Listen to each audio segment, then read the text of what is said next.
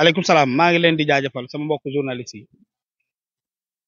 maa ngi tudd Cheikh Tidiane Kandé nekk membre fondateur du Nouveau Front Force Alternative mu nekk benn organisation bu bees dans le landerneau politique di nekk en tout cas un citoyen libre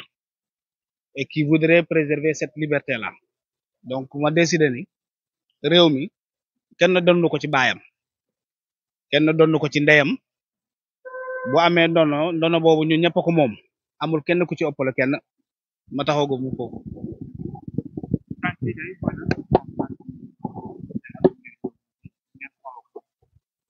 waaw Abdou Nguer moo ñu fi andi xam nga Abdou Nguer nag dafa am nattu bu mu am mooy àndul ak waa Pastef nattu bu mu am mooy dafa mën a wax nattu bu mu am mooy lu muy wax arrangé wul ñu fi nekk nattu bu mu am mooy dafa am fulla am fayda décidé opposé wu certainement décidé nekk ci réew mi bañ a daw gën réew mi parce que gis nañu après l'arrivée au pouvoir de Pastef il y a des gens qui faisaient comme lui qui ont quitté le pays ou bien qui ont décidé de s'emmurer dans un silence incompréhensible alors nattu bu mu am mooy dafa façon lool ci dossier wu Adji Sarr dans une période boo xam ne quand même beaucoup de Sénégalais n'osaient pas donner leur point de vue dans cette question-là mu fos ci guddi fos ci bëccëg wone ci fulla ak fayda taxaw jàmmarloo ak ñoom ba li am nattu bu mu am mooy mbir mi dañ ko jeexal entre guillemets parce que jeexul parce que bu fu ñu toll ci dossier bi mën nañ jàpp nañ ne mën na dolluwaat tribunal mu amaat courage waxaat ne évacuer wuñu ko il faut que ñu dollu tribunal attewaat ko mu gën a leer loolu nattu la ci moom nattu bu mu am mooy moom ak Ousmane Sonko taalowuñu jaarowuñu taal quoi nattu bu mu am mooy dafa décider quand même de mener un combat démocratique dans le respect des normes ñu bëgg ko jaaree fu ne amuñu ko c'est un jeune jàpp nañ ne jàngul xamul dara mais pourtant bari na ñi fi nekk ci réew mi am ay doctorat Abdou Nguer bu toogoon ak ñoom ci plateau toroxal leen parce que jàng ça ne veut pas dire tout simplement nga dem ci école professeur toog wax ak yow y a ce qu'on appelle l'enseignement dans le temps moom mu ngi gëstu di xam lu muy wax xam fu mu koy teg boobu léegi ñoo ngi koy yootu xamuñu fu ñu koy jàppee loolu moo ko sonal te loolu moo tax ñu bëgg a profité ci plainte boo xam ne plainte de mais ki ko porte plainte est-ce que war na porter plainte nit ci réew mi vous êtes témoin de ce qui se passe waaw mais Azoura toog na fi saaga ndey président de la république procureur de la république dégg ko kan moo autosaisir yéen déggoo leen saaga boobu kan moo déggul saaga bi Azoura Fall saaga Bassirou Diomaye Faye kan moo ko déggul ci réew mi waaw non est-ce que dégg ngeen ko wala déggoo mais le journaliste il est témoin de l'histoire je suis journaliste comme vous non un journaliste ne peut pas être neutre parce qu'il ne doit pas être neutre je vais vous dire pourquoi non bu ñu dugg ci gàmb bu sax le journaliste quand tu es un témoin des faits tu le relates et quand tu décides de relater tu n'es plus neutre le journaliste c'est le témoin de l'histoire il raconte ce qui s'est passé dites aux Sénégalais par exemple que Azoura Fall est un citoyen sénégalais le seul au Sénégal qui ait pu insulter de mer le président de la République et qui n'est pas inquiété qui l'aurait pensé dans ce pays-là qui l'aurait imaginé dans ce pays-là qui aurait pensé que un citoyen sénégalais libre dans l'attelage du premier ministre dans l'attelage de la présidente de la République dans l'attelage du parti au pouvoir qu'il soit un citoyen simple ou qu'il ne le soit pas qu'il puisse insulter de mer le président de la République et qu'il ne soit pas inquiété juridiquement qu'en faisons-nous de l'article 80 de la Constitution qui défend le président de la République on l'a oublié et pourtant quand même am na ku fi wax pour de moindres mots mais dafa dem prison da nga fen la fi wax président waxul dëgg Ousmane Sonko waxul dëgg Mohamed Suzanne Camara il a couru en prison pour de simples mots comme ça keneen ki dafa ne waa Pastef dañoo alku ñu tëj ko condamné ko jugé ko bàyyi ko rëbës mu yàgg fa loolu génn mooy Moustapha Diakhaté loolu fekkee woo leen ko vous êtes des témoins de ces faits-là est-ce que waxu Moustapha Diakhaté ak waxu Ahmed Suzanne Camara c'est comparable aux propos tenus à l'endroit du président de la République venant de Azoura Fall c'est ça parce que le journaliste aussi il doit raconter l'histoire telle qu'il est fait le journaliste doit dénoncer c'est pour cela dans votre carrière à l'école on vous a appris beaucoup de genres journalistiques vous pouvez dénoncer par la plume en faisant des billets en faisant des chroniques en faisant des contributions dites aux Sénégalais ce qui se passe ce quoi nous sommes en train de vivre actuellement nous sommes en train de vivre une dictature qui est en train de s'installer toutes les voix discordantes toutes les voix résonantes toutes les voix qui ont décidé d'être libres de se battre pour la démocratie de se battre pour la préservation de nos acquis démocratiques sont en train d'être bafoués un groupe de personnes arrivistes au pouvoir ils pensent que toute personne qui n'est pas avec eux tu as éliminé Est-ce que c'est ce qui leur a permis d'arriver au pouvoir? Cela ne leur a pas permis d'arriver au pouvoir. Loolu mooy dëgg nañu wax dëgg ci réew mi. Non dugaluma journaliste yi ndaw si moo ko dama ne le journaliste xam nga le journaliste man ci laa bokk waaw ci Abdou Nguer tey ci yéen la bokk parce que il fait partie des Sénégalais les plus invités aujourd'hui ci plateau yi wala yéen da ngeen di utiliser waxu Azoura Abdou Nguer parce que da ngeen di bëgg a jaay contenu non damay wax rek non bëgguñu ma ñu personnaliser débat bi dama ne journaliste yi tamit nañ jàpp ci combat bi parce que man naroon naa fi fekk ñu gën a bari amuñu droit jàpp ci benn combat jàpp ngeen ci combat bi kat jàppal ngeen Ousmane Sonko tànk ba mu fal ñun dañoo ñëw pour Azoura Fall dafa plainte ki nga xamante ne moo di Abdou Nguer yéen ngeen ànd ak Abdou Nguer chroniqueur la day chroniquer tey jii nii da nga wax lu am solo Azoura amul droit plainte Abdou Nguer lu tax Azoura non am na droit plainte Azoura man waxuma amul droit plainte je l'ai pas dit il faut pas me faire dire ce que j'ai pas dit madame dama ne gàcce la ci Azoura Fall muy porter plainte nit ñi ci convoqué nit ci réew mi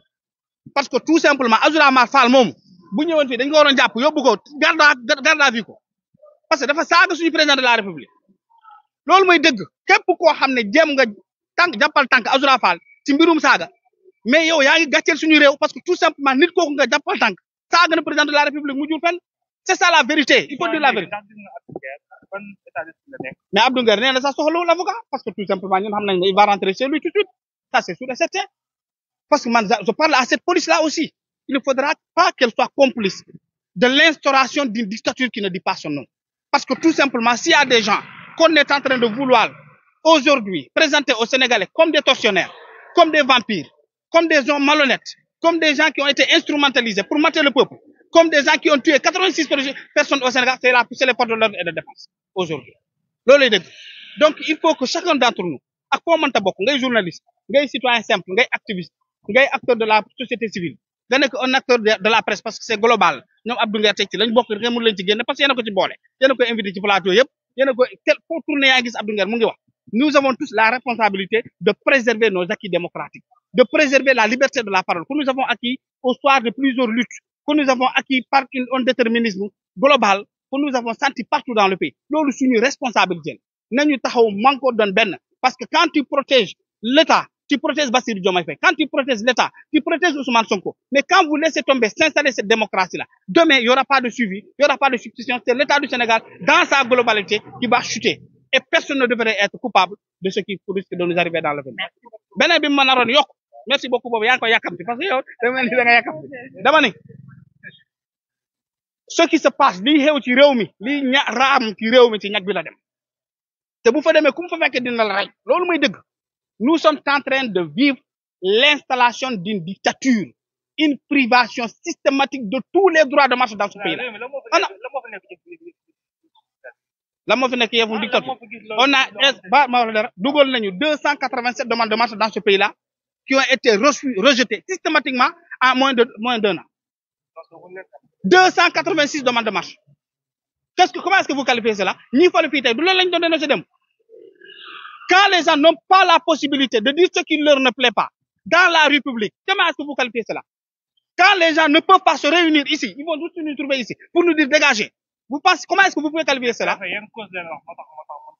même mais ñun suñu marche ñu refuser ko ñu ñàkk ko refuser ñun dinañ marche ma xamal leen ko nag tey que le procureur de la République bon le préfet autant pour moi autoriser cette marche parce qu'il ne lui revient pas d'autoriser une marche il lui revient de mettre sur place l'ensemble de conditions qui puissent permettre aux citoyens d'exprimer leur position là où ils le veulent dans ce pays-là tant que cela ne viole pas les droits des autres dama ne génn fii dox fee ñu ngi ni taxaw kan lañ déranger bu ñu yëgoon ne ñoo ngi taxaw fi génnee nañ fi yàggan c'est sûr et certain ça c'est le keroog bu ñuy déposer suñuy lettre de protestation lettre d'information lettre de plainte dans les ambassades et les représentations diplomatiques mais on nous a poursuivis partout fu ñu dugg police ñëw taxaw loolu comment est-ce que vous appelez cela le syndicat des agriculteurs de ce pays-là dugal benn communiqué ci benn bureau policier bi da ko topp ba ci biir bureau bi ne ko li ngay def dañ ko bëgg a xam li ngay signé dañ ko bëgg a gis loolu du dictature non c'est pas normal monsieur ce n'est pas normal la police ne doit pas te poursuivre parce que tu dois déposer un document dans son bureau mën na nekk ci biti ne fi dafa manifeste foofu la droit yam mais ta vie privée police amu ci lu mu ci dugg tant que ça ne le concerne pas ça ne concerne pas le peuple sénégalais tant que ça ne prive pas les autres le droit de tenir les activités c'est qu'il ne faut pas normaliser ce qui n'est pas normal ce qui est normal dans son pays c'est que les forces de l'ordre et de défense puissent permettre aux citoyens de vaquer librement à leurs activités et leurs activités peuvent être à plusieurs niveaux maanaam man li may def sama activité la moom seen responsabilité mooy taxaw fexe man ko amal ci jàmm ak salaam ma ñibbi ci jàmm ak salaam loolu mooy ce rôle mais pas de nous interdire ce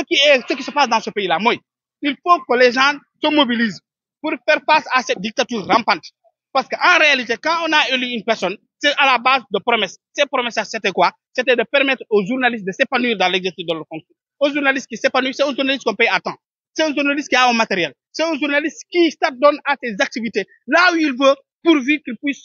en tout cas amasser de l'information et la partager aux Sénégalais mais c'est pas un journaliste que l'on poursuit partout dans la rue et maintenant pour tous les autres corps de métier il faudra que l'État s'attelle à répondre à leurs promesses mais aussi à répondre aux attentes des Sénégalais moo fi nekk maintenant pour le 28 ñun mu neex préfet dinañu marche mu naqari ko dinañu marche c'est ça la vérité on va marcher on va exprimer ce qui nous plaît parce que tout simplement cette loi est scélérate li ñu koy wax mooy moom le préfet de Dakar il ne doit pas être le partisan d'une liberté comment dirais-je d'une atteinte à nos droits il ne doit pas être l'acteur qui permet à cette bras long cette bras liberticide des libertés démocratiques de ce pays-là